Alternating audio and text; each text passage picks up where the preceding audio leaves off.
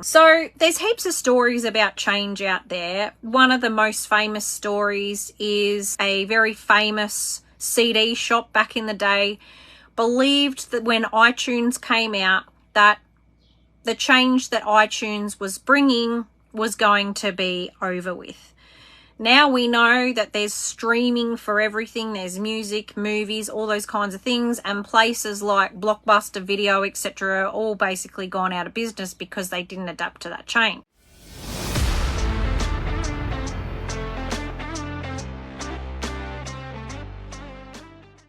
Will you adapt and change? There is only one thing guaranteed in business in the next 50 years, and that is change. And this morning I was listening to a book, and it was very interesting because what it talked about is by the time 10-year-olds right now are 60 years old, they will experience what we are currently experiencing in 1 year's worth of change. They will experience 1 year's worth of change in 11 days. So let me go over that again. 10-year-olds of today, by the time they are 60, the change that we are experiencing and needing to adapt to right now in 1 year, they will experience in 11 days.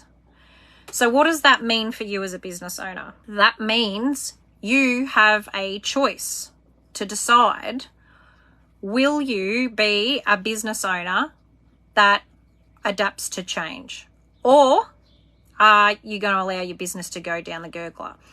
So the only thing we can guarantee as business owners in this day and age is that change is upon us, and it will continually be upon us for the rest of our lives. If you are a business owner, 5 to 10 years younger or older than me, you are going to experience more change in the coming years than ever before.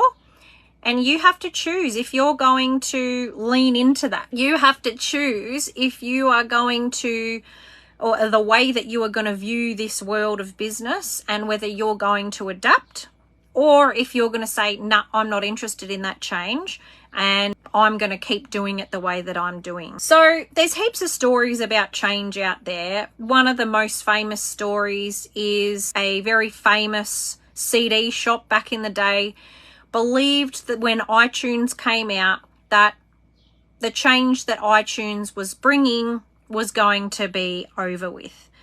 Now we know that there's streaming for everything. There's music, movies, all those kinds of things, and places like Blockbuster Video, etc., are all basically gone out of business because they didn't adapt to that change. So I wanted to give you a couple of examples about how that change needs to be applied in the trades industry. One example is job management software. I still come across business owners who are not prepared to embrace the technology of job management software.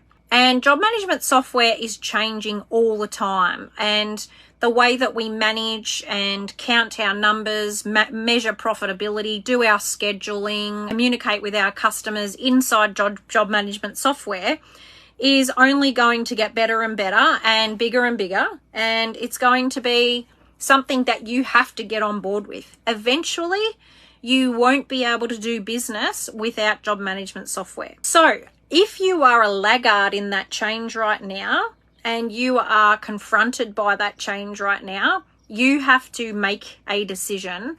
Will you adapt and thrive, not just survive, or will your business go down the gurgler? The second type of change I can see that's going to come to us over the coming years is customer relationships and customer service. I was having a conversation with my brother-in-law last night, who's a plumber, and he has got great software. He uses it well. And he was saying to me, I feel like it's a bit awkward sending the invoice straight away once I get in my van and leave the job site. I said, okay, so what if you thought about it this way? The moment that a customer has engaged you for their service, they at that time have the money available to have called you. So they wouldn't have called you if they weren't able to pay you. What if the customer wants the clarity and the immediacy of knowing what your service costs them, But you are feeling like that's too eager or too forward or too assertive and too direct in sending your invoice straight away. What if the customer's expectation is that they're going to get their bill from you straight away? That is where customers are going. We have to think about the mindset of our customers and how quickly we expect in society nowadays a result or an outcome for the service that's being delivered to us. So what if we recognize that customers just want their bill now? What if we decided that we have to adapt to that type of customer? What if we realized that customers no longer are always right, but customers do have an expectation around the speed to which we close off the service that we undertake with them? What are we going to do differently? Will you be a business owner that adapts to that type of customer, or will you, again, just let your business go to the wayside? Will you embrace technology to assist you to do your work better? I've been thinking a lot about the labour shortage at the moment, and I've got some ideas for a solution for that, and they're not going to be the kinds of ideas or solutions that every Australian is going to embrace, because it's a bit left of centre. And I'm wondering, will people be open to those ideas and those thoughts that I might present to them over the coming months because of this labour issue that we have? So will you be an agent of change?